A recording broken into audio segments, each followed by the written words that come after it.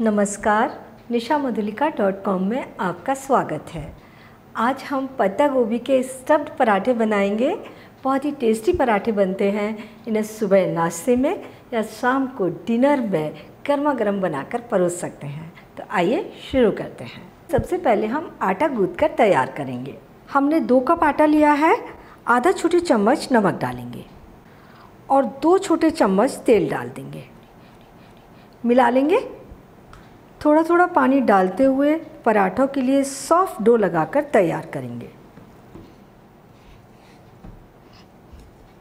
Soft dough लगाकर हमने तैयार कर लिया है और इतना डो लगाने में हमने 1 कप पानी का यूज किया है। बस 1 छोटी चम्मच पानी इसमें बचा है। आटे को ढककर हम 15-20 मिनट के लिए रख देंगे। आटा सेट हो जाएगा और जब तक हम स्टफिंग बनाकर तैयार करेंगे। ये हमने पत्ता गोभी के पत्ते धोकर पानी सूखने तक सुखा कर ले लिए हैं। हमने एक पत्ता गोभी ले लिया मीडियम साइज का और उसकी ऊपर की 3-4 पत्तियां हटा दी। बाकी पत्तियों को हमने खोला और थोड़े हल्के गुनगुने पानी में 1 चम्मच नमक डालकर पत्तियों को डुबाकर 10 मिनट के लिए रख दिया।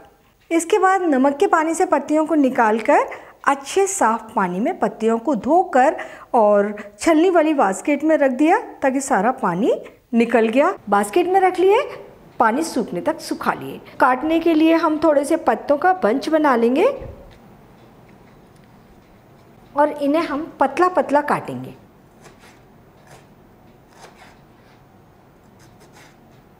पत्ता गोभी हमने काट लिया। अब हम स्टफिंग बनाने के लिए पैन गरम करेंगे।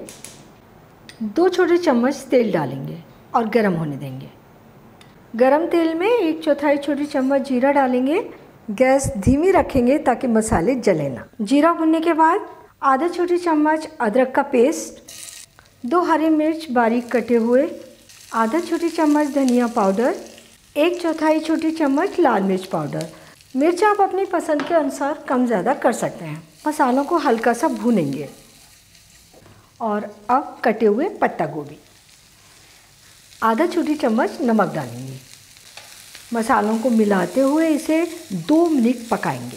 हमें पत्ता गोभी को बिल्कुल ज़्यादा नहीं पकाना है। पत्ता गोभी ज़्यादा पक जाने से इससे जूस बाहर आ जाएगा और हमारी स्टफिंग पतली होने लगेगी।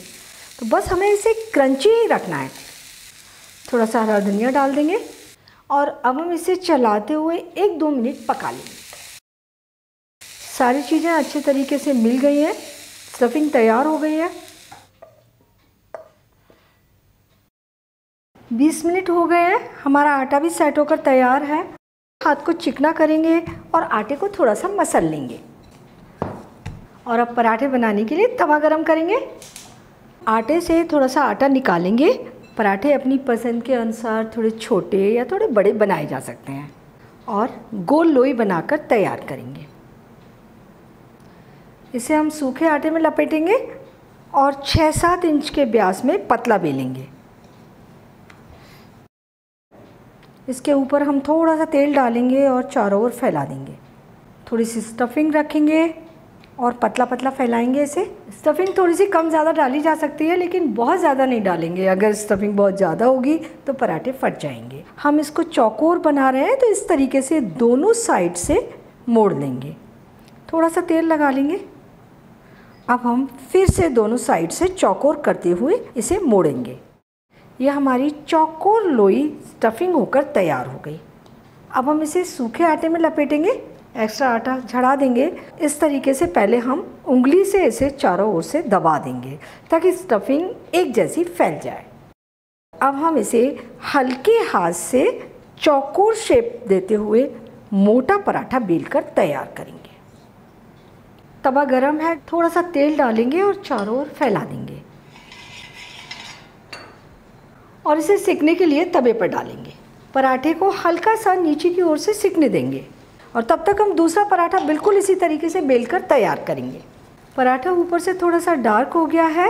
ये नीचे की ओर से सिक चुका है।